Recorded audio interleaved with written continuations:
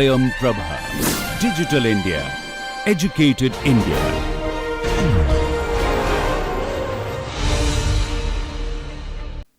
Welcome to all who have enrolled for this course Building Materials and Composites. I am Dr. Shumana Gupta as a faculty of the Department of Architecture and Regional Planning, Indian Institute of Technology, Kharagpur. So, our course is an 8-week course and it has 8 modules. It will run through 8 weeks where 5 lectures will be given in each module, and I have tried to frame it in such a way so that we can cover our architectural subject of building materials and composites in this period. So, I will come to the contents, and here there are 2 terms, one is building material and other is composite, where building material directly refers to the materials which are used for the construction of buildings, and composites are also similar materials when 2 or more materials combine together to form one material. Remember, it is not composition of a material, but when 2 different materials combine, it forms a composite.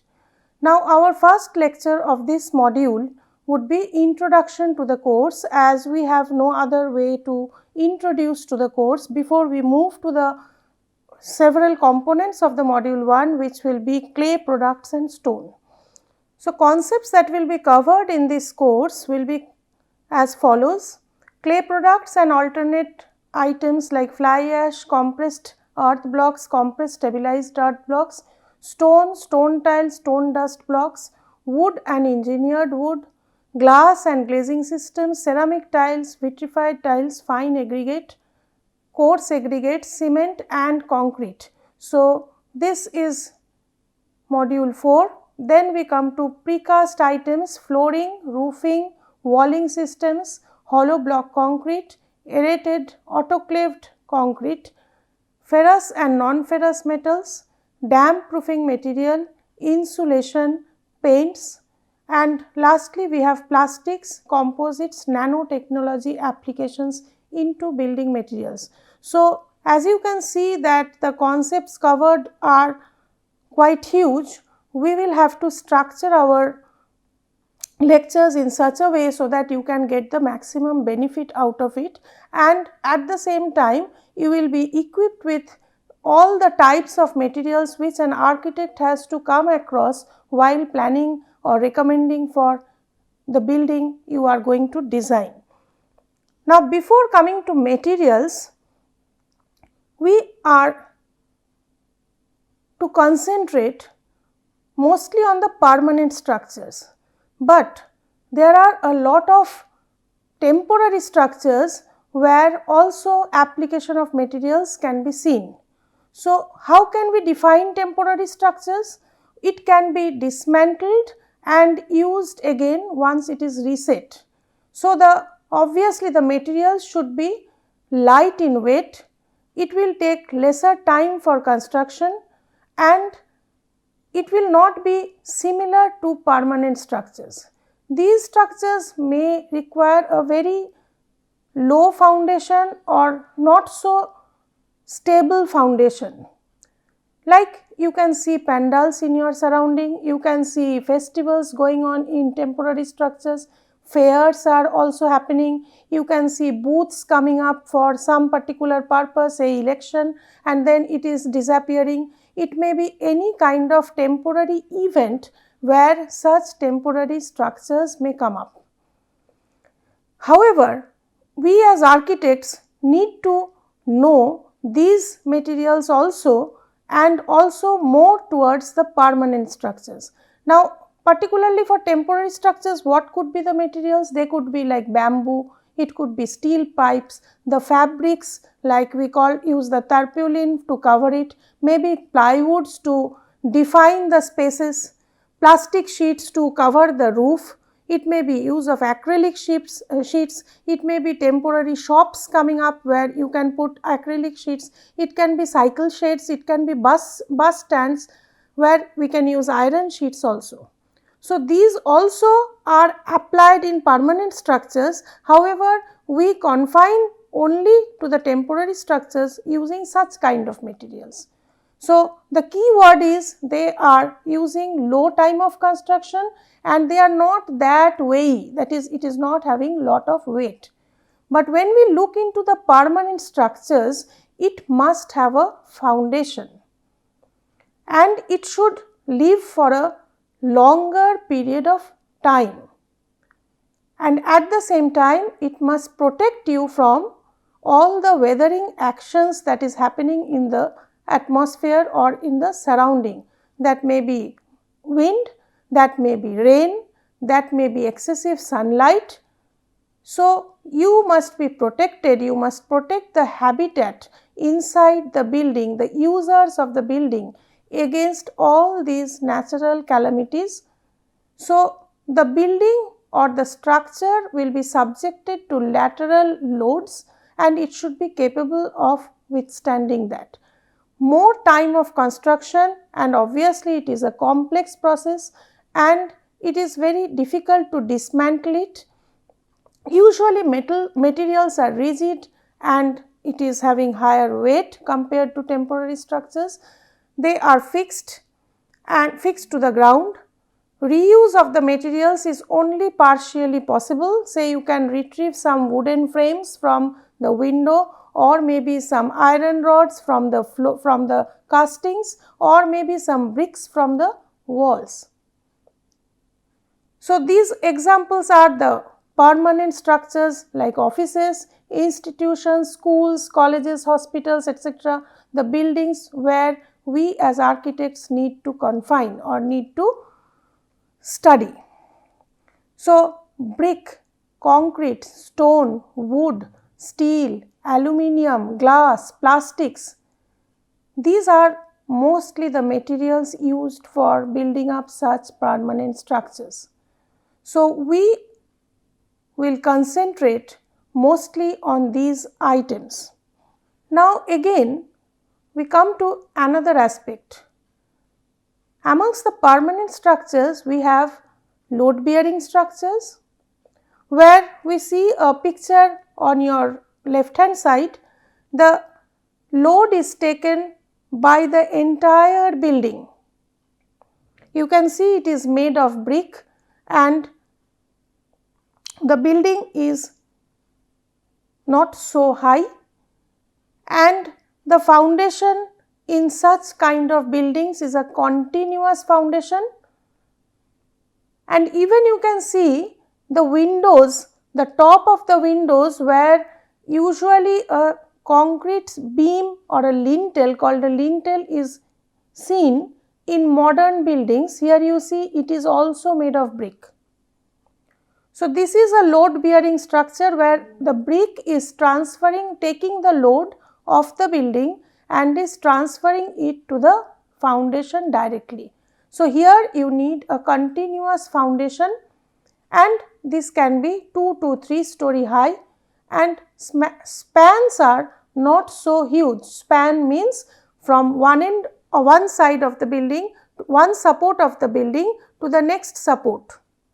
So, here between the two walls or the supporting walls on which the slab or the floor plate rests is not that huge. Coming to the framed structures, structures where loads are transferred to the foundation through beams and columns. Here you can see the picture where you can see the columns and the beams are visible and you can see some supporting structures are there, the orange colored rods which you can see here. These are supporting the floor because the casting is going on, and these columns and beams, there is no wall. So, these columns and beams transfer the load to the foundation. So, the foundation is holding or supporting individual columns. Now, the foundation may be continuous because the columns may be very close. So, there are various other different types of foundations which we are not discussing because that is not the content of the course. So, if you want to make high rises, multi-level structures, large span structures, you have to adapt such framed structures. Another is cast in situ structures. The upper two things, the load bearing structure as well as the frame structure, both are cast in situ. That means built on site, following the principles of its construction. Like any regular building you see around, made of brick, concrete, and the concrete is cast and is supported for setting, as you can see with the props, the orange colored rods. We will go into details later. These are all cast in situ. But we have another kind of structure which is precast structure.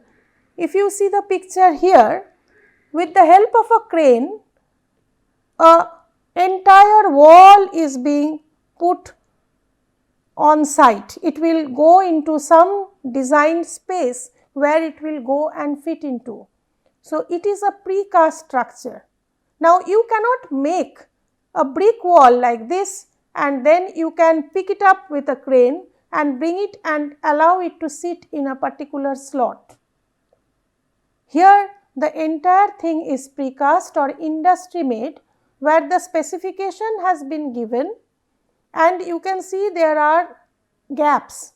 So, they may be window location, they may be door location or whatever, that was pre-planned.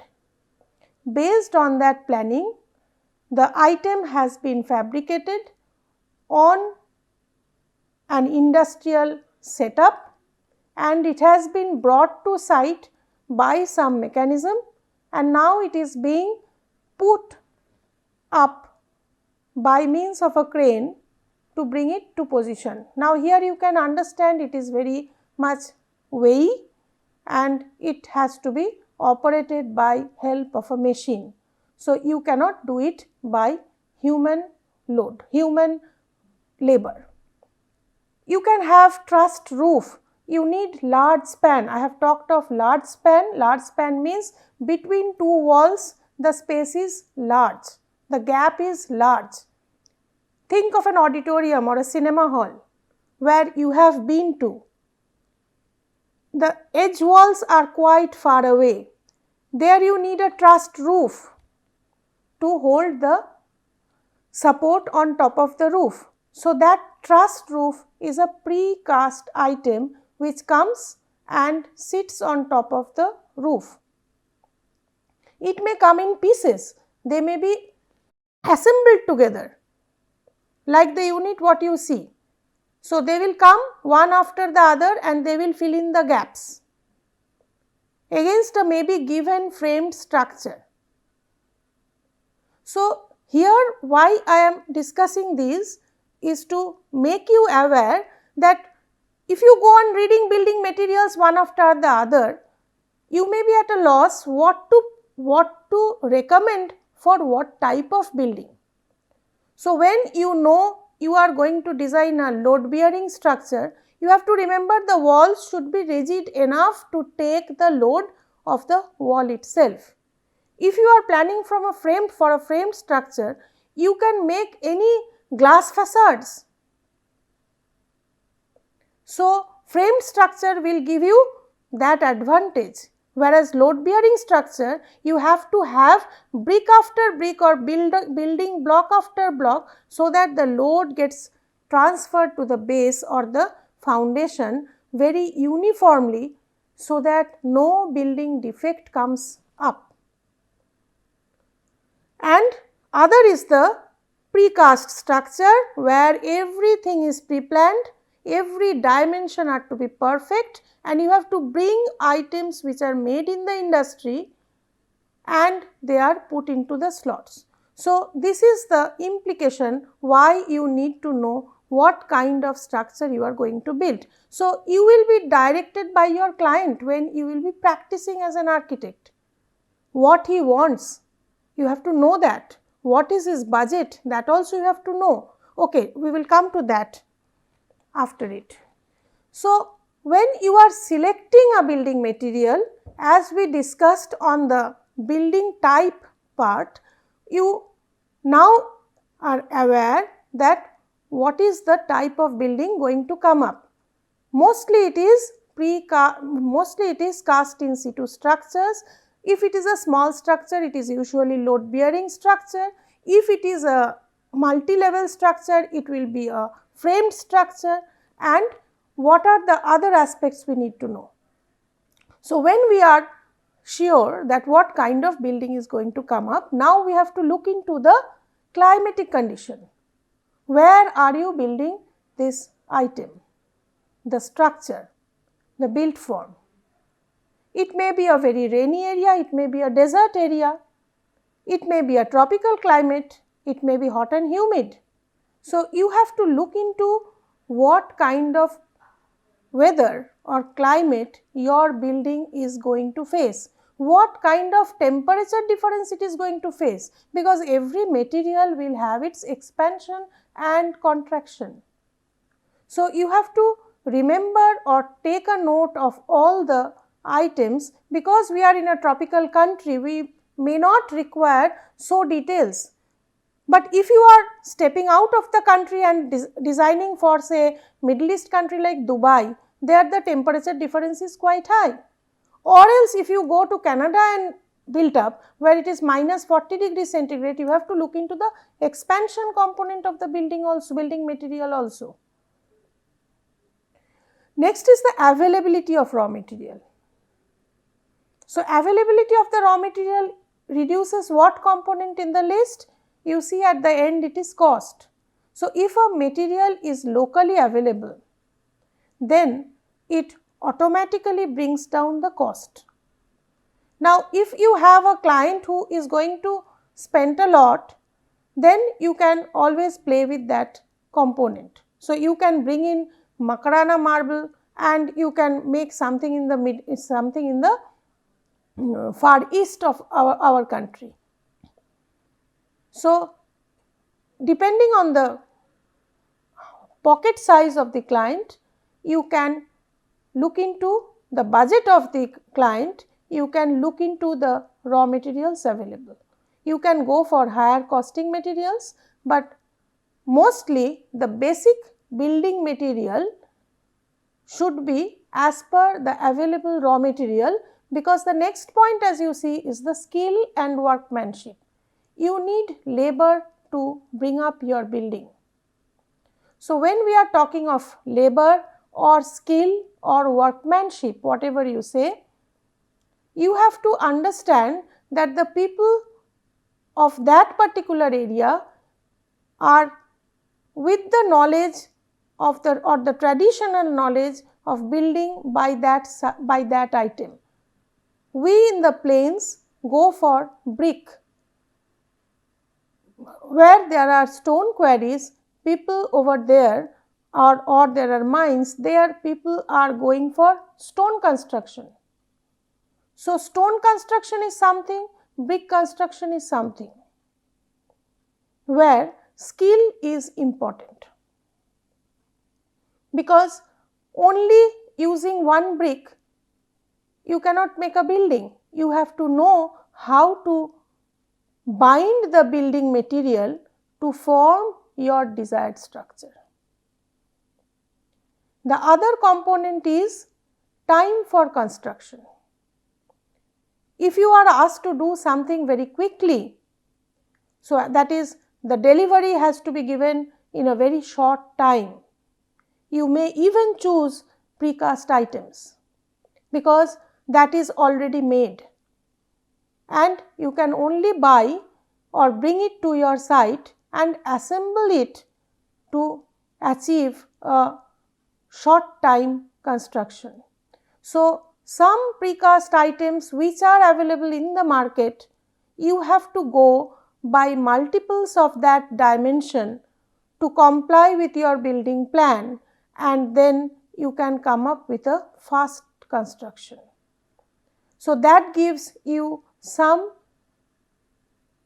restriction to your thought process or your design process, but yes, you can achieve something in a given time. And obviously, the last point what you see is the aesthetics. To every architect, no two buildings look same. So, aesthetically what selection you are making, of the material is also very important. Remember, here I am talking of material does not mean brick or stone or concrete or wood. It may be color, it may be texture, it may be construction technique, which may give you a different aesthetical meaning to the building. A different color composition of the same building can make it more aesthetically pleasing. A different texture on different within a surface, different kind of color composition with the texture can give a different feeling to the client or the viewer. So, a building material, when we are concentrating only on its use part, we have to look into all these aspects, and aesthetics is the final product where what we actually see or what a viewer sees. Now, coming to the very important point is following standards or codes for materials. Why it is so? Because when you are recommending a building material, be it brick, be it concrete, be it steel, be it wood, be it glass, you have to follow the standards. You have to give materials which are acknowledged by the body, because in case a building fails, the material will be responsible for it. So, the building material is taking the load. So, if the material is not time tested, if the specifications are not followed, the building might collapse, and maybe not in one day, but in a stipulated period of time, so that you are safe as an architect. So, you are always to recommend items which are acknowledged by which are considered as building materials by the Indian standards for materials. Apart from this, there are also risks of fire. Your building may come across a fire incident where the building habitats needs to be evacuated out. So, your building must be capable of withstanding the fire for a considerable period of time. So, those things are only when they are complied, the Indian standards lists it within its recommended list. So, you have to always remember that yes, exploration or experimentation is okay, but when you are looking for a profession where you are going to recommend the material, it should be supported by the Indian standards. Now, coming to the material properties. Why this is important to know? First is the physical property, that is the appearance. You all know, I am sure for sure that you all know what is the color of a clay brick. At the same time, I am sure you all know that color of concrete is grey. Color of brick is red when it is made of clay. Again, texture. You can feel an item and say what it is. The dimension also is a physical property of a material, and the form.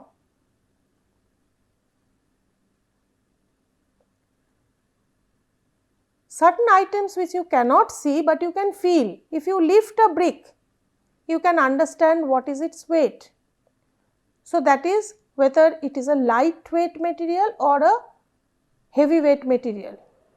So, when it is having higher density, we think that it is a homogeneous material, but in context of building materials, we always refer to the bulk density, because materials are porous in nature, it has air inside it, and so we always refer or always we give the bulk density.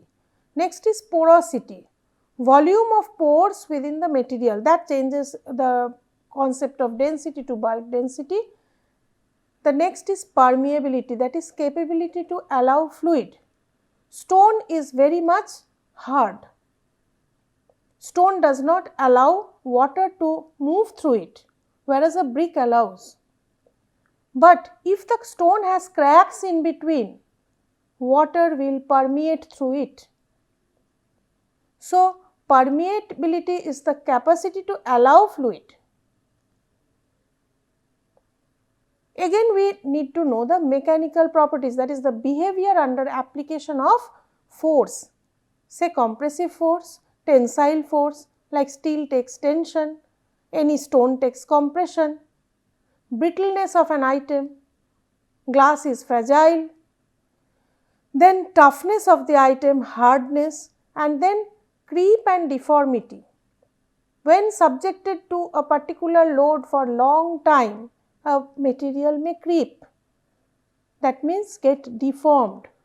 It happens in case of plastics. Fatigue and failure, if keep on subjecting an item to pressure, item to force, it may not react all the time, it may not come back to its original form, rather it may break or fail. So, you have to know the mechanical property of the material also when you are recommending, because you know what kind of forces it may be subjected to. Chemical property. It is usually the atmosphere onto which our building is exposed to. If you keep a iron item outside, it will surely rust if you are not protecting properly. In lesser amount of time it will rust. One is the atmospheric action onto the building, and the other is the environment where it is. Say in a laboratory, chemical laboratory, lots of acid fumes, lots of temperature differences the items have to face. So, there the selection of the materials should be such that the item should not get corroded by acid. Concrete gets withered away by petroleum. So, in a parking lot, what should be the concrete grade, concrete type? Then the thermal property, the heat transmission or the heat resisting capacity. If it is a hot climate, your inside heat, inside temperature should be maintained and the outside temperature should not, the heat should not come in. So, you need resistance. Insulating materials are doing marvel for country which I named like Canada. All cold countries have thick insulation, not to allow the internal heat to go out. Similarly, you may require to maintain the inner cold temperature to not to allow to go outside. So, your building material should be capable of taking these into account.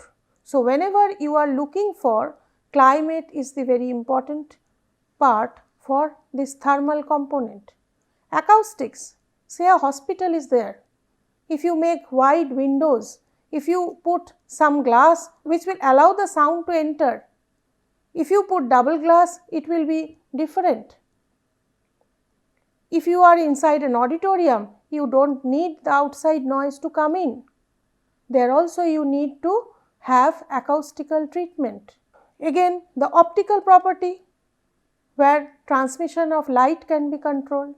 You may have clear glass to allow full light, you may have tinted glass. So, glass can come as, or you may want complete darkness where opaque items should be recommended on such walls.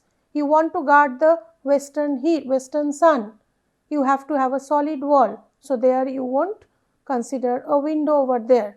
So, this is what is optical property. Glass is the we use glass widely and wide variation of glass there, and electrical property where flow of current is also to be considered. So, now you understand these material properties are also to be considered or should be thought when you are recommending a particular material for a purpose which is making a building.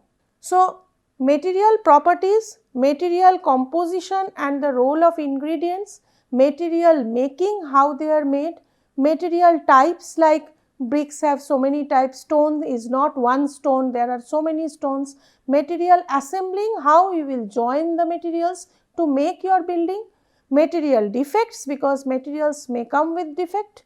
So, how to identify the defects or what are the types of defects, material use, where will you suggest what kind of material, means which material is applicable where, and alternate materials which have replaced the conventional or the traditional materials. Like I told you in the very beginning, we will learn clay and clay materials. At the same time, we will go for the alternate items, that is fly ash brick, compressed stabilized earth block, compressed stabilized blocks, and we will try to know what are the advantages, disadvantages of these, and remember we also need to know whether they are in our standards or not. Now, coming to references, I have given you names of 3 books which you may refer.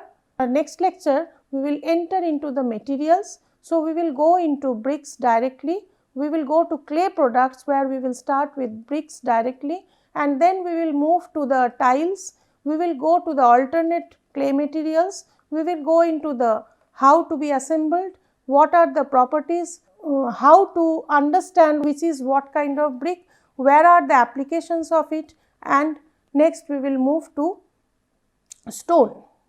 So, when we are covered with these 2 basic materials, then we will move as per our module or as per our schedule. So, thank you for today.